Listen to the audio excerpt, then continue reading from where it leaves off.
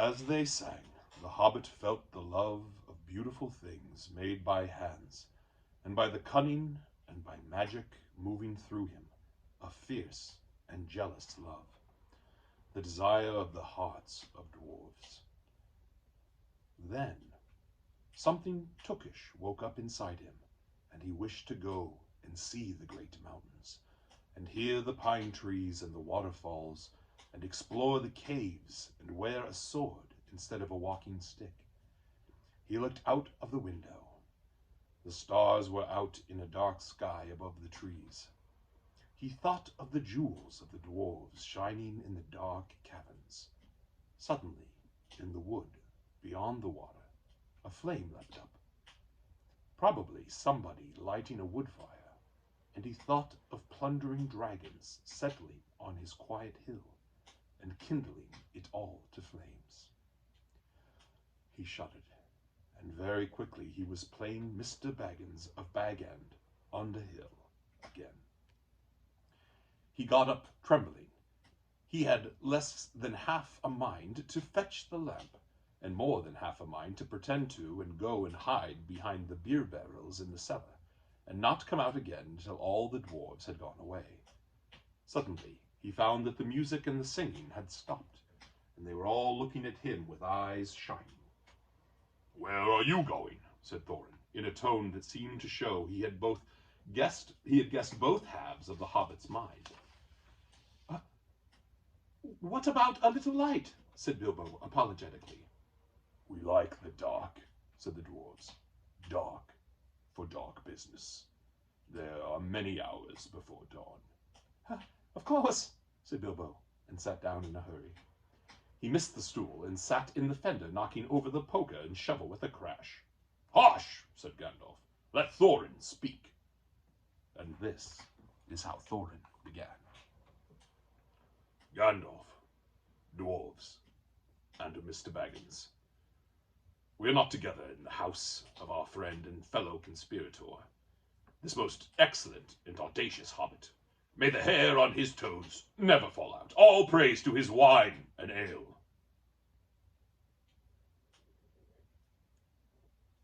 He paused for breath, and for a polite remark from the hobbit, but the compliments were quite lost on poor Bilbo Baggins, who was wagging his mouth in protest at being called audacious, and worst of all, fellow conspirator, though no noise came out. He was so flummoxed. So Thorin went on. "We are met to discuss our plans, our ways, means, policy, and devices. We shall soon, before the break of day, start on our long journey, a journey from which some of us, or perhaps all of us, except our friend and counselor, the ingenious wizard Gandalf, may never return. It is a solemn moment. Our object is, I take it, well known to us all. The estimable Mr. Baggins and I, perhaps to one or two of the younger dwarves, I think I should be right in naming Killy and Filly, for instance. The exact situation at the moment may require a little brief explanation." This was Thorin's style. He was an important dwarf. If he had been allowed, he probably would have gone on like this until he was out of breath, without telling anyone there anything that was not known already. But he was rudely interrupted. Poor Bilbo couldn't bear it any longer. At "may never return," he began to feel a shriek coming up inside, and very soon it burst like the whistle of an engine coming out of a tunnel.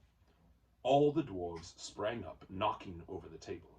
Gandalf struck a blue light at the end of his magic staff, and in its firework glare the poor little hobbit could be seen kneeling on the hearth rug, shaking like a jelly that was melting.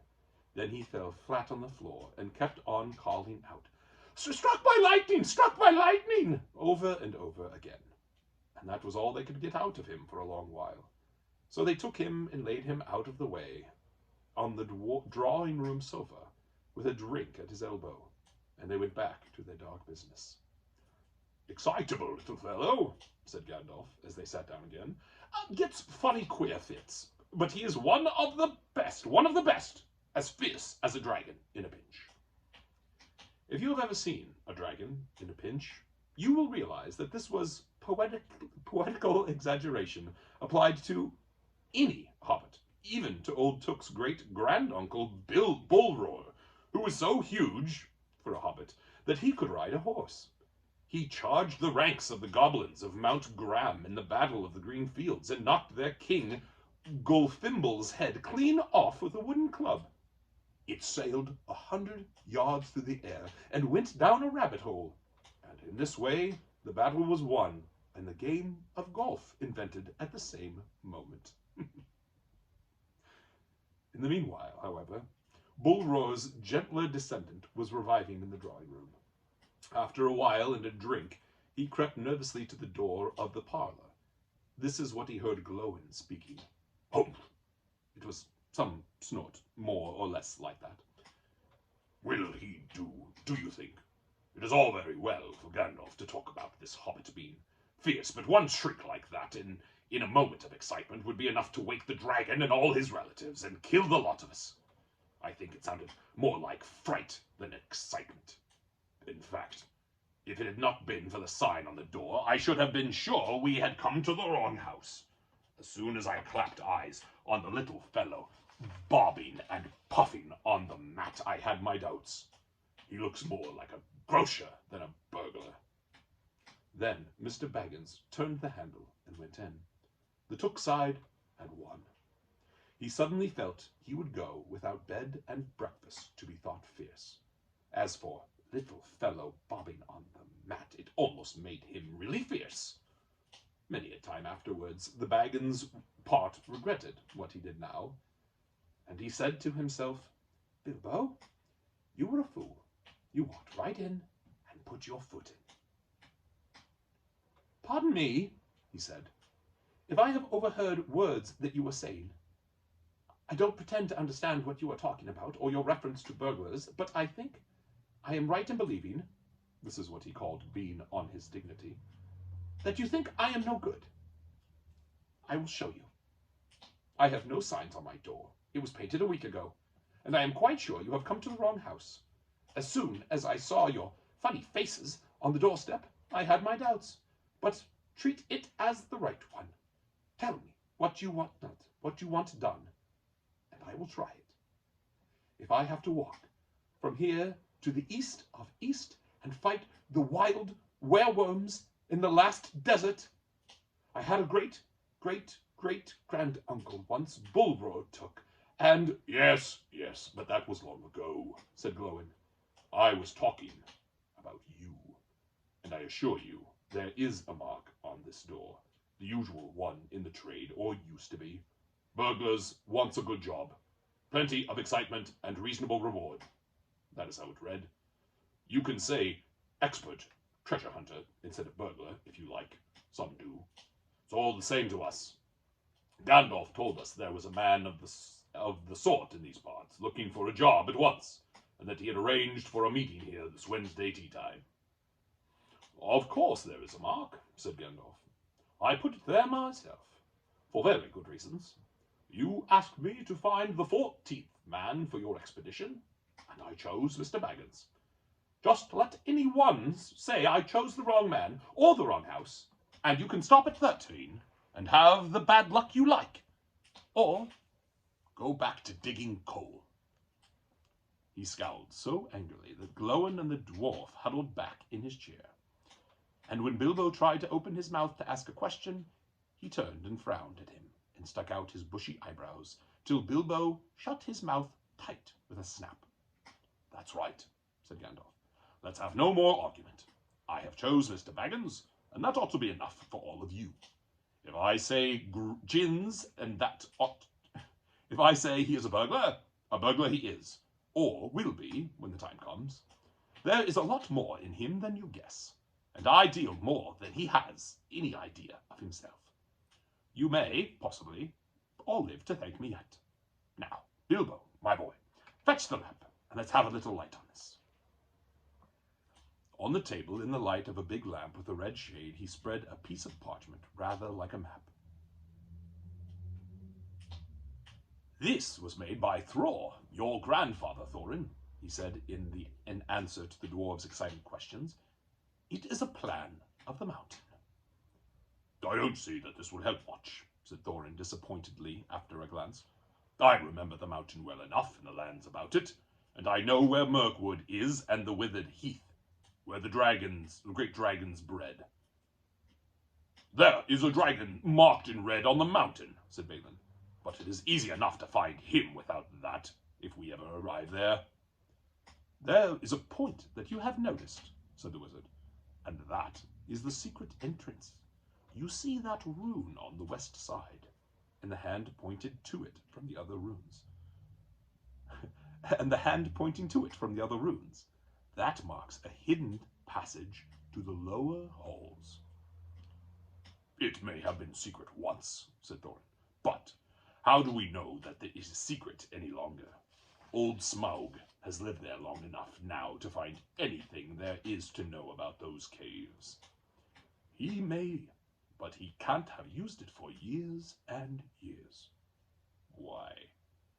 Because it is too small. 5 feet high the door, and 3 may walk abreast, say the runes. But Smaug could not creep into a hole that size, not even when he was a young dragon. Certainly not after devouring so many of the dwarves and men of Dale. It seems a great big hole to me, squeaked Bilbo, who had no experience of dragons and only of hobbit holes. He was getting excited and interested again, so that he forgot to keep his mouth shut. He loved maps, and in his hall there hung a large one of the country round, with all his favorite walks marked on it in red ink. How could such a large door be kept secret from everybody outside apart from the dragon? He asked. He was only a little hobbit, you must remember. In a lot of ways, said Gandalf. But in what way this one has been hidden we don't know without going to see. From what it says on the map, I should guess there is a closed door which has been made to look exactly like the side of the mountain. That is the usual dwarves' method, I think. Is it right, isn't it? Quite right, said Thorin. Also, went on Gandalf, I forgot to mention that with the map went a key, a small and curious key. Here it is, he said, and handed to Thorin a key with a long barrel and intricate wards made of silver. Keep it safe. Indeed I will, said Thorin, and he fastened it upon a fine chain that hung about his neck and under his jacket. Now, things begin to look more hopeful. This news alters them much for the better. So far, we have no clear idea what to do. We thought of going east as quiet and careful as we could as far as the Long Lake, but after that, the trouble would begin. A long time before that, if I know anything about the roads east, interrupted Gandalf. We might go from there up along the river running, went on Thorin, taking no notice, and so to the ruins of Dale, the old town in the valley there under the shadow of the mountain. But none of us liked the idea of the front gate. The river runs right out of it through the great cliff at the south of the mountain, and out of it comes the dragon too, far too often. Unless times have changed.